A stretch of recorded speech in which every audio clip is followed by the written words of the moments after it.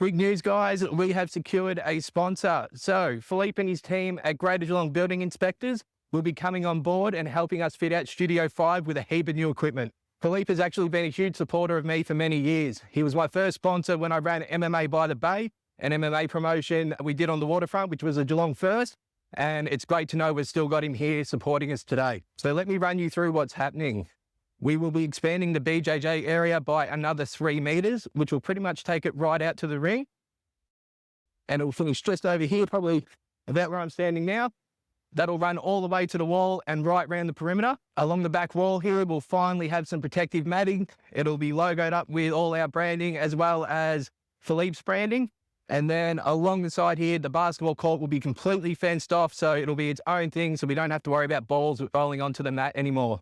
The fencing will run all the way to the gate, and this area here before the mats will become a hygiene area. So we'll have 3 tubs. One will have the soapy water, one will have clean water, and the other one sanitizer. This will help us raise our cleanliness standards and put us in line with all the best gyms in the world and the practices they follow. Then to cap it all off, once the space is completed, we're aiming for late August, early September.